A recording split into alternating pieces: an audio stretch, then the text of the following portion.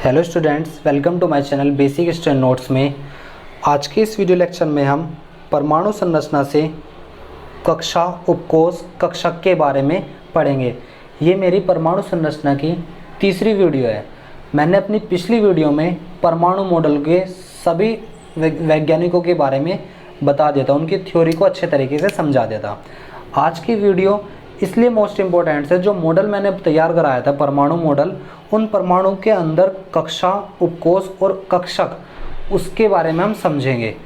Students, video को लगातार देखते रहना, स्किप मत करना, और किसी ने वीडियो को पार्ट 1 पार्ट 2 नहीं देखा उनको ज़रूर देख लेना, उसका लिंक मैंने डिस्क्रिप्शन में दिया है।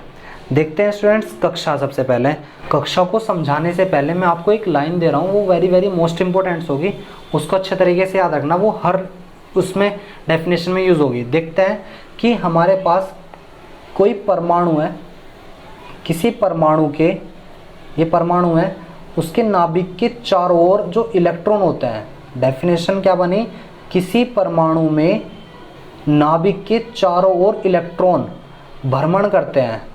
जब इलेक्ट्रॉन भ्रमण करेंगे, गति करेंगे, भ्रमण मतलब गति करते हैं, तो उसको क्या कहते हैं, कक्षा कहते हैं। देखते हैं, किसी परमाणु में नाभिक के चारों ओर का वह भाग जिसमें इलेक्ट्रॉन क्या करते हैं, भ्रमण करते हैं, कक्षा कहलाते हैं।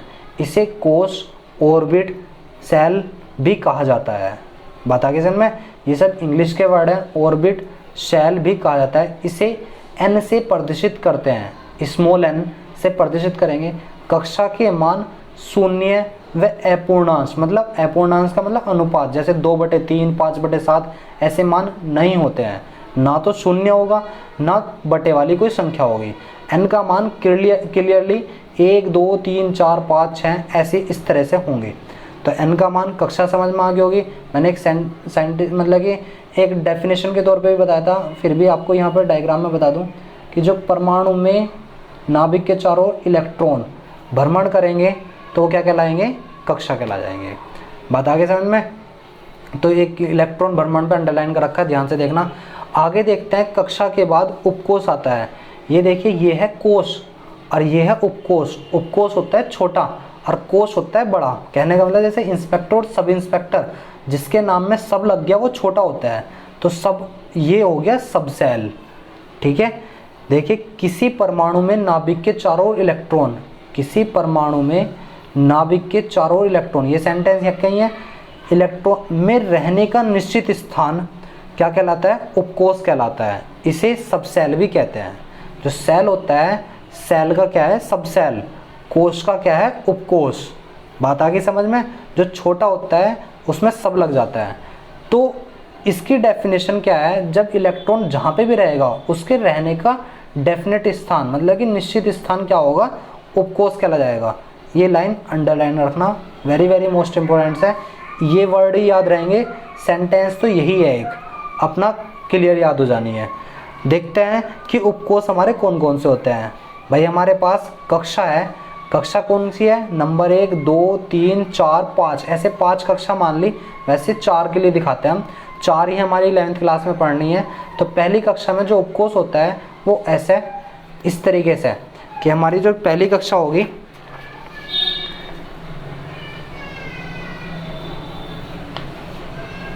इस तरह से मैं 4 कक्षाएं आपको दिखा दूं। पहले आपको पेपर में सही बनाना, मैं तो जल्दबाजी में बना रहा। गोले एकदम क्लियर होने चाहिए सबके एक जैसे। 4 कक्षाएं होगी, पहली, दूसरी, तीसरी, चौथी। हमारे पास 4 उपकोष होते हैं, S, P, D, F। तो 4 S, P, D, F, तो इन उपकोष को हमें दिखाना है। पहली कक्षा में तो S होता है, दूसरी में क्या है, S के साथ P आ जाएगा, तीसरे में S के साथ P के साथ D भी आ जाएगा, चौथी में S, P, D और F। इस तरीके से चारों को हम 4 कक्षाएं में गति करते रहते हैं। तो देखते हैं कि जो पहली कक्षा में उपकोष जो होता है S, उसको हम शार्प बोलते हैं, इंग्लिश में शार्प। नंबर 2 क्या है, हमारे पास कक्षा जो है उसमें S और P आ जाएगा, तो उसको प्रिंसिपल बोलते हैं।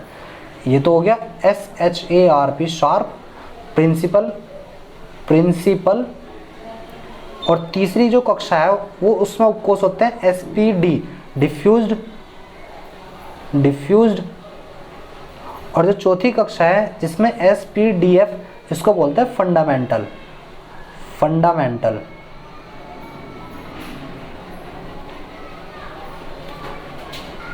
तीसरी है हमारी ऑर्बिटल, कक्षक। तीसरी कक्षक में हम बात करते हैं कि किसी परमाणु में नाभिक के चारों ओर कक्षा के उपकोष में इलेक्ट्रॉन के पाए जाने की अधिक संभावना वाला क्षेत्र कक्षक कहलाता है।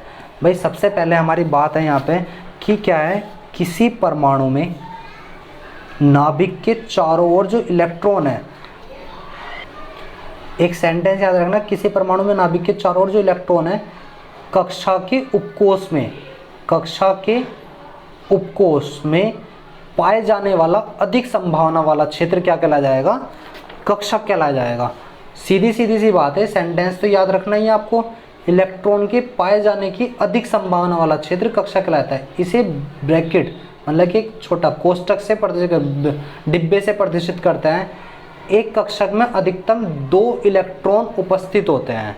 अब बात करते हैं यहाँ पे कि अधिकतम 2 इलेक्ट्रॉन कैसे हैं, कि उपकोष है हमारे पास, मान लीजिए S, तो S में एक कक्षक बनेगा, एक कक्षक बन गया डिब्बा एक, तो उसमें इलेक्ट्रॉन की संख्या क्या होगी, 2 इलेक्ट्रॉन होंगे।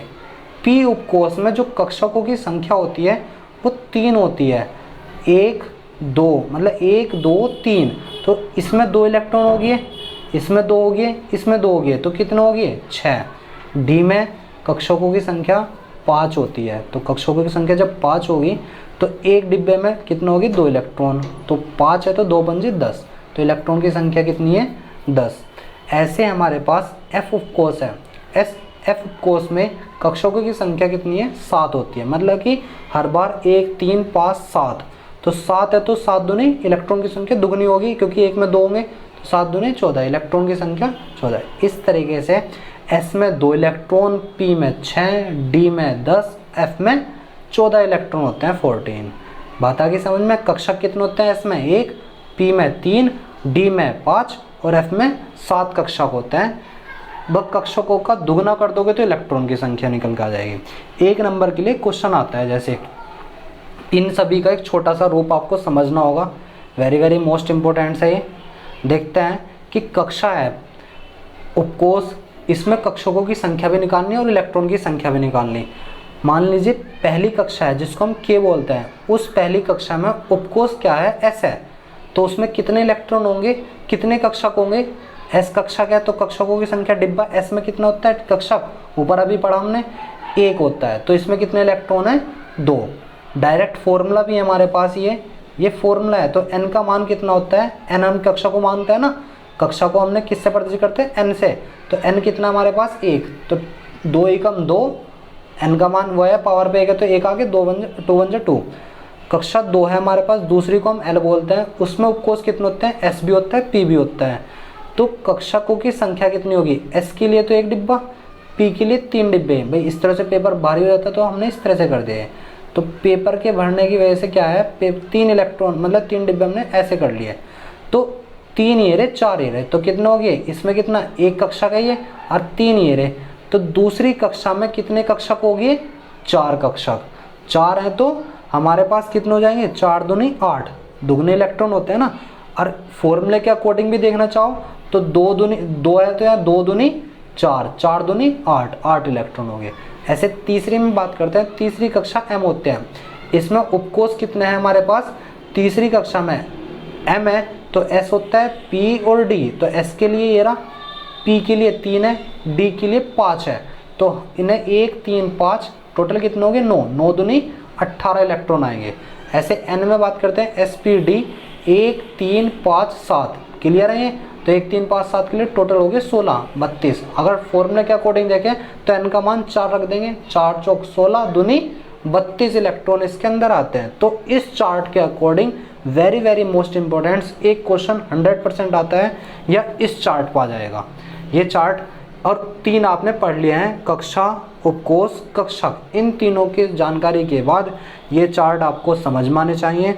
इसके बाद हम नेक्स्ट वीडियो में अपनी क्वांटम संख्या को स्टार्ट करेंगे। वीडियो अच्छी लगी हो तो लाइक करना, कमेंट करना और शेयर करना, और ज़्यादा से ज़्यादा किसी स्टूडेंट्स ने चैनल को सब्सक्राइब नहीं किया तो चैनल को सब्सक्राइब जरूर करना। Thank you students.